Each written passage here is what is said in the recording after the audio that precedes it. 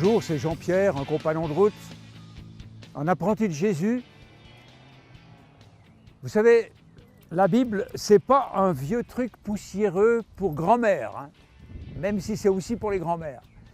Et l'Évangile, c'est vraiment quelque chose de frais. J'espère que si vous avez écouté les dernières émissions qu'on a produites, vous en êtes convaincus, mais peut-être que vous n'en êtes pas tous convaincus. Alors, je vais vous dire une petite récit très court que Jésus a donné pour illustrer une vérité concernant le nouveau monde qui se prépare et dans lequel il nous invite à entrer, qu'on appelle le royaume de Dieu. Il dit ceci dans l'évangile de Luc: « Le royaume des cieux est encore semblable à un marchand qui cherche de belles perles.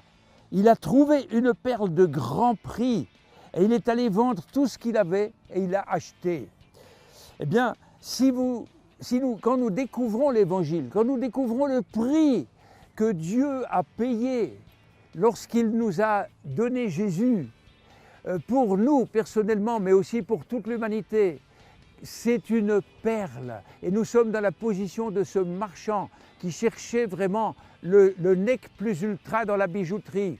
Il avait fait les brocantes, il a été fouiller les galetas et les greniers. Et puis finalement, il finit par trouver une perle extraordinaire qui était différente de toutes les autres. Mais le problème, c'est qu'elle était hors de prix. C'était un prix exorbitant.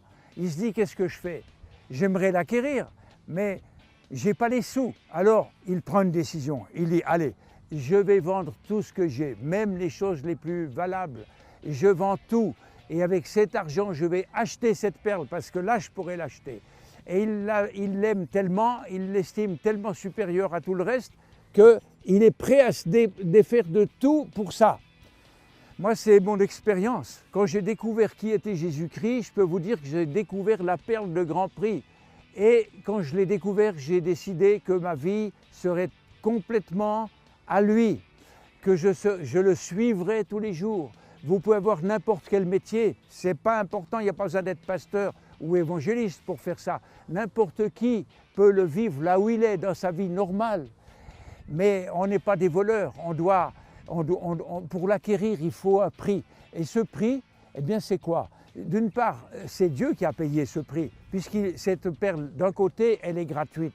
Mais d'un autre côté, si on veut, le royaume de Dieu est gratuit, le salut est gratuit, il n'y a rien à payer pour ça.